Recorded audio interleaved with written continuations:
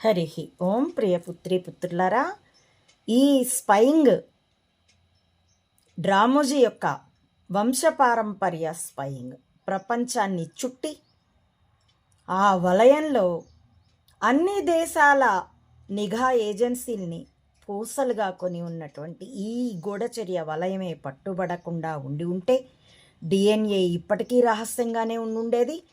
చైనాకి దలైలామాలు తదుపరి ఎక్కడ పుడతారో చెప్పి చచ్చి తర్వాత పుట్టారు చూసారా, అలాగా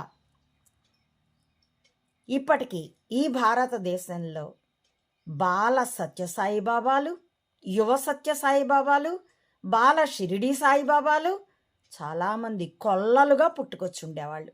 ఇప్పుడు వారాహి పీఠాలు పెట్టి కొట్టుకు చస్తున్నట్టుగా వాళ్ళు కొట్టుకు చచ్చుండేవాళ్ళు. లేదా దీనిలో ఆ మాయలో పడేసి ఉల్లిగడ్డలు వేసుకుంటే డబ్బులు వస్తాయి, ఏది ఉల్లిగడ్డల దాండ, ఫ్రిడ్జ్లో ఈ మూల వంకాయ పెడితే డబ్బులు వస్తాయి అని చెప్తే నమ్మి భజనలు చేసుకుంటూ ఎగురుకుంటూ కూర్చుండేవాళ్ళు. దేహభ్రాంతి దాటండి అని చెప్పే ఆధ్యాత్మికతని నశింపచేసే ఆధ్యాత్మిక ప్రవచకుల్ని వేటాడి వేధించి, ఇదిగో ఇప్పుడు చూస్తున్నాం కదా, 10 మందికి అన్నం పెట్టేటటువంటి కాశిరెడ్డి నాయన ఆశ్రమం, కాశీనాయన ఆశ్రమం, జ్యోతి ఆశ్రమం, అది ప్రధానంగా ఉంటుంది. శాఖలు చాలా చోట్ల ఉన్నాయి. నంద్యాల నుండి ఆ బొమ్మల సత్రం వైపు నుండి చాపిరేవుల అన్న గ్రామం వైపు వెళ్తుంటే దారిలో నంద్యాల పొలిమేరల్లో కాశిరెడ్డి నాయన ఆశ్రమం ఉండేది. నంద్యాలలో ఉన్న రోజుల్లో నేను నెలకు 5 కిలోలు 10 కిలోలు నాకు చేతన, ఏ నెలకి ఎంత చేతనైతే అంత నేను బియ్యం దానంగా ఇచ్చేదాన్ని. అన్నదానము, దేవాలయాల జీర్ణోద్ధరణ ప్రధాన లక్ష్యాలుగా 95లోనో ఎప్పుడో కోట్ల విజయభాస్కర్ రెడ్డి గారికి, ఆయన కోట్ల విజయభాస్కర్ రెడ్డి కాశిరెడ్డి నాయనకు ప్రధాన అనుచరుడు భక్తుడుగా కూడా నేను విని ఉన్నాను.